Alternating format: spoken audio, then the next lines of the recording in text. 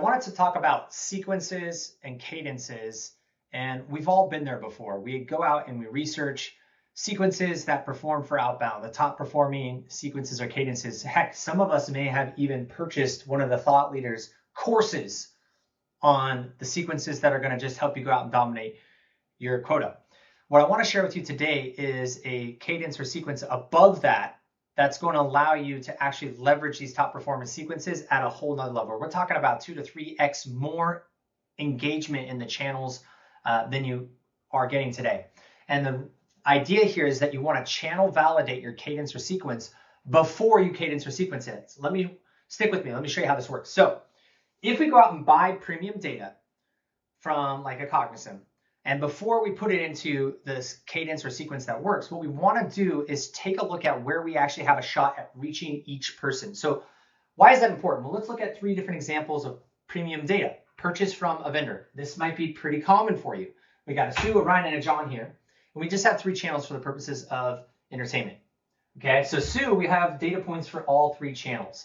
That would work in a multi-step, multi-channel outreach. Maybe, we're going to talk about maybe not, but at least we have the data. We have a phone number, we have an email, we have a social. However, there's also a Ryan in there that has an email and a phone, but no social. So if we're doing touch points that require social interactions, we couldn't even reach him here. There's nothing there. And then finally, we have a John. No email at all. Heck, we can't even use cadence or sequence. A lot of the cadence or sequencers can't even allow John to go in there without an email address. So what do we do with this? But we have a phone number and social. So that's step 1, just looking at the data.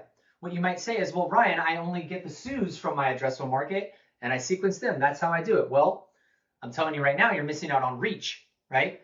If you only use the Sues, the Ryans and the Johns are gone. That's 2/3 of this data, okay? The other thing is, if you're not channel validating, you're wasting time.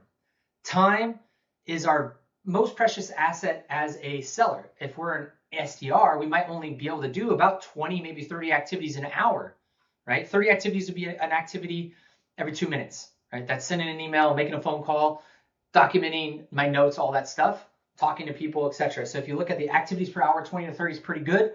I want to make sure that I'm not getting leads in my queue or my sequence that tell me to do an activity where I can't do something. I don't want Ryan and John in my multi-channel, multi-threaded sequence. So here's the trick. We want to channel validate.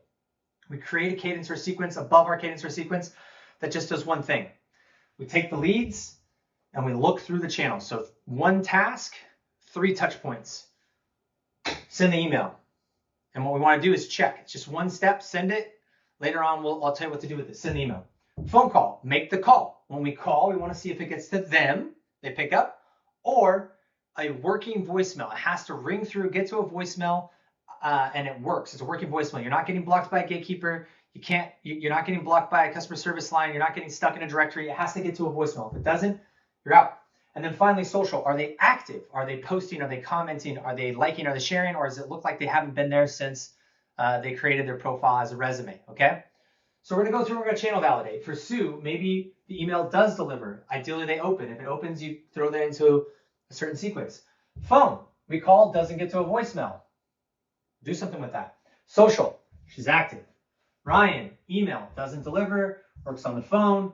John, works on the phone, not active on social. Okay, now that we channel validated, we can start to do something here. Instead of taking all of these and throwing them across, look at this. Even Sue shouldn't be in the multi-channel, multi-threaded sequence. Sue should be in an email and a social sequence. All the touch points should not include phone at all. Okay? Ryan should be in a phone-only sequence. Within 5 attempts over 5 business days, 80% of the Ryans will pick up within 5 attempts. You can get through that. Call only. There's no point of doing anything else. And John now is sitting in a sequence where, again, even though we have a social channel, is not active, don't do anything, don't click on the profile, don't waste your time, just make the calls. So creating this simple sequence ahead of time, you can now segment out your funnel above the funnel and start to leverage the sequences that tell you what to do best. And a lot of you out there might be pretty excited because the email and social only sequences are what you're doing today. You're skipping the phone calls. And then for other of you, you can actually not worry about these other channels and focus on the phone. In some cases, you might have phone only, email only, social only, and then all the combinations thereof, right? So email, phone, social, phone, social, and then social email, and then email only, phone only, social only. This is my little trick here. The cadence above the cadence, the funnel above the funnel continues.